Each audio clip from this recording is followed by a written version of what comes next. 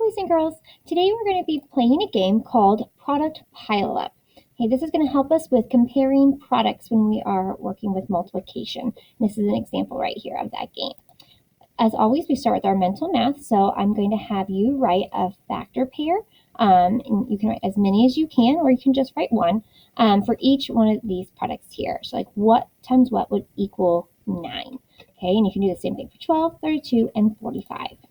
Then your math message today says record a basic multiplication fact with a product of 63. So what two numbers, what two factors can multiply together to equal this product?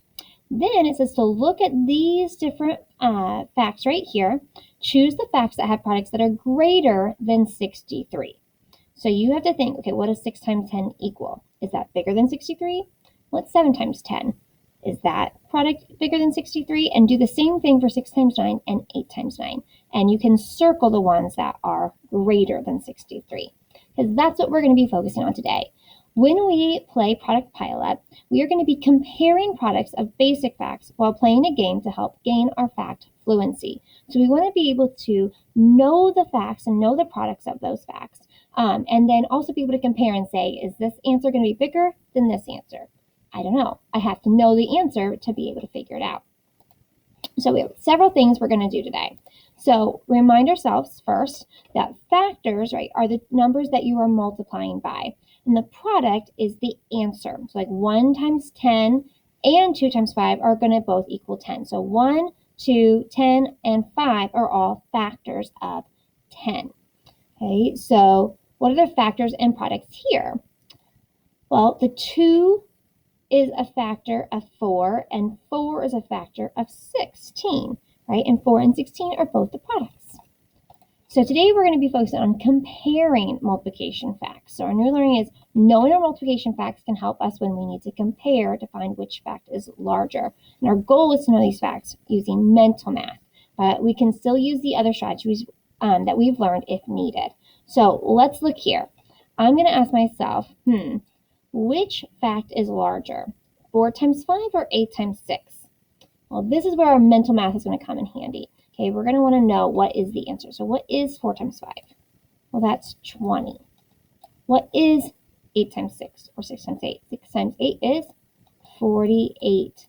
So if I know my answers, which one's bigger, 20 or 48? Definitely 48. So we're going to have the alligator eating the 48. Remember, just like when we talked about with fractions. Then what about 10 times 4? What does that equal? Right, it should equal 40. You just add the 0. And what about 9 times 3?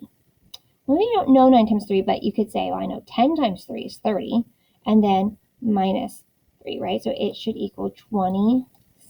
So which one's bigger, 40 or 27? Definitely 40. So you're going to have that eating 40.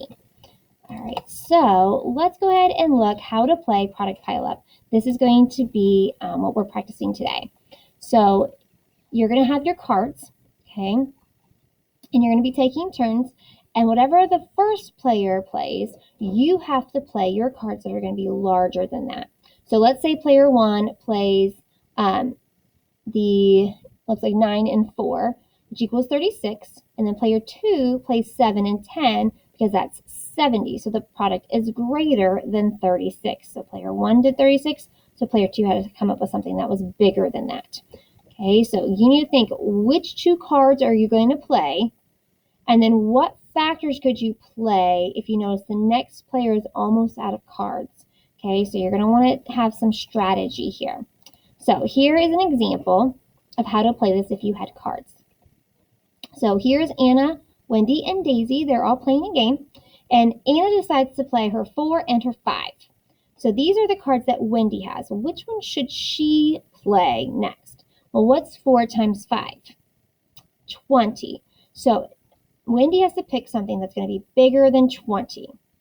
Now, she could do something like 70, 7 and 10. She could do like 6 and 6, right, which is 36. She could do 6 and 7, which is 42. But she doesn't have a ton of cards that are bigger than 20, because 2 times 1 is only 2. 2 times 0 is 0, right? I've got another 0. Okay, like 7 times 2 is smaller. 6 times 2 is smaller than 20.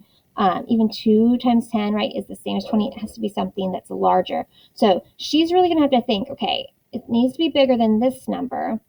But then what about the next round, right? What is she going to do then? So she probably doesn't want to play her largest cards, but something definitely bigger than 20.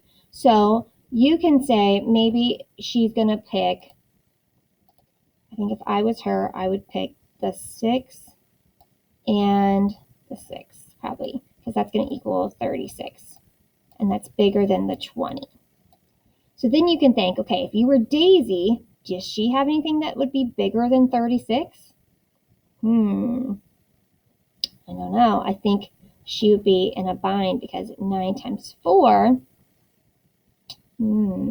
yeah, she doesn't have anything. So Daisy would have to pool cards, right? That is in the rules. If you don't have the right card, it says if player's unable to play 2 cards with a greater product, and the player draws 2 cards from the deck, okay, and then sees if they have some cards that can work.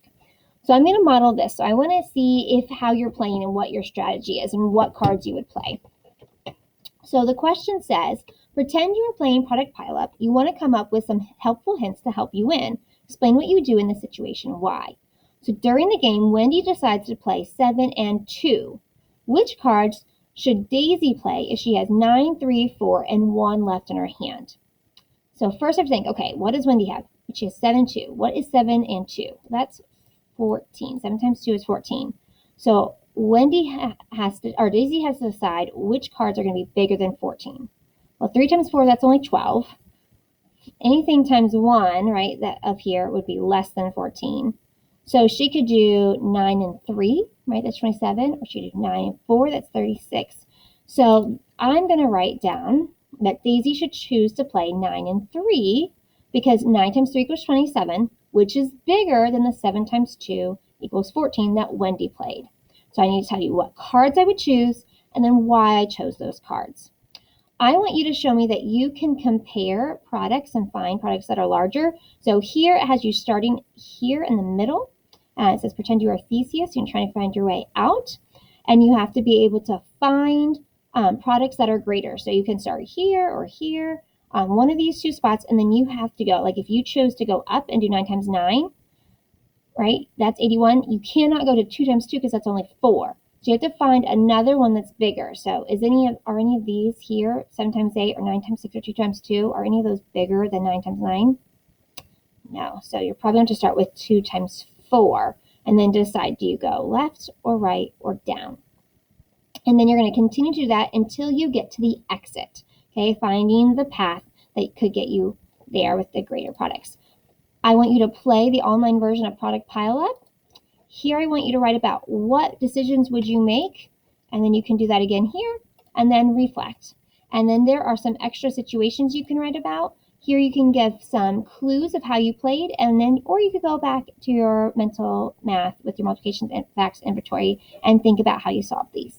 All right, let me know if you have any questions. Have fun playing the game. Thanks, guys. Bye.